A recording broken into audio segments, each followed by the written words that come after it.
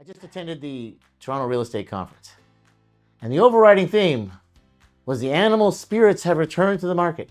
Every time we talk, or anytime anybody would be on a panel, it didn't matter which discussion, everybody talked about these animal spirits. What are animal spirits? That's what I kept asking myself. Animal spirits is actually a term that John Maynard Keynes talked about, which was the foundation of behavioral economics, is that we invest by our gut and our gut feeling. There was just this overriding theme throughout this entire 3-day conference, is that the animal spirits have returned. And I take that to mean that there's a cautious optimism coming back to the market. The market was essentially dead in 25, and now there's people out there and they're going to invest in spite of what the statistics are telling them, because they understand that the risk factors are going down. The interest rates are going down. That doesn't mean they're not cautious, because there's still things like what's going to happen with tariffs, what's happening with jobs, what's happening with labor, so what's happening with immigration.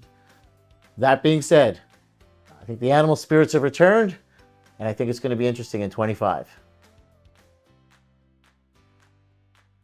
Benjamin Tal's economic message was right on the money. He was emphasizing that we need to cut interest rates quickly. He believes we're in the middle of a recession that's been covered up to some extent by immigration. Our productivity rates are as bad as they've ever been. Unemployment is going up. I think his call to action is something our government needs to listen to. We definitely need to cut rates. Cutting rates will cause sales to come back. I think Benjamin Tal was right on the money. I also think he gave the sense that things will come back, and they always do. And I can say that I've experienced that in my life several times.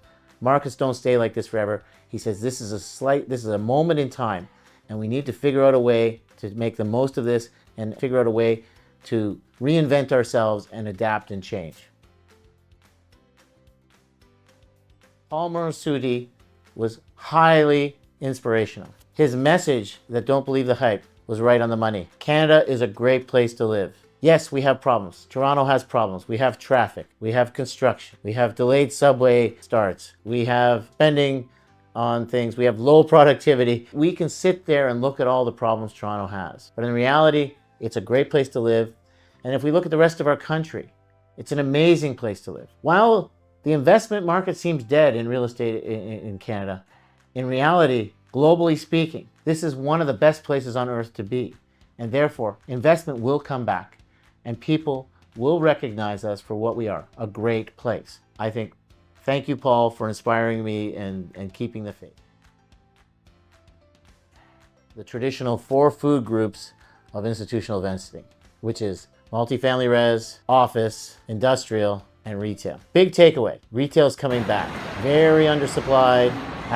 Nothing's really been built since 2008. The market went through a period of time where everything was becoming e-commerce. I think that's why industrial in 2015 started to take off, because we were relocating our distribution channels for the online market. So that trend has matured.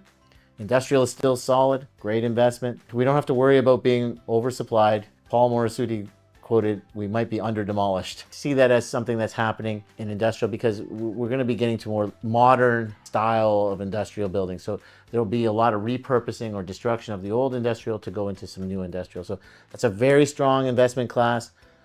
Perhaps we won't be at the peak of our rents, but that's good. We're going to see retail coming. It's solid. Anything that's existing is a solid investment.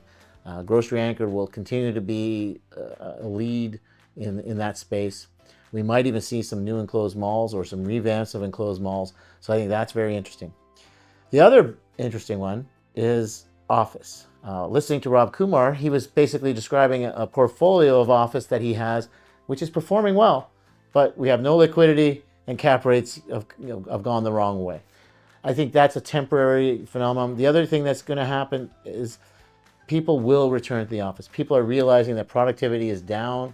The extreme of the work from home model, where you have a young employee working in his basement, is not conducive to building corporate culture, is not conducive to knowledge transfer, and in the end will hurt our productivity. So the trend back to office will continue. So office is not dead. It will come back. We are in a temporary moment of time. And multifamily is still solid. I don't think that's going to change. And I think in the near term, it's still going to be trending as the top performing institutional investment in 2025.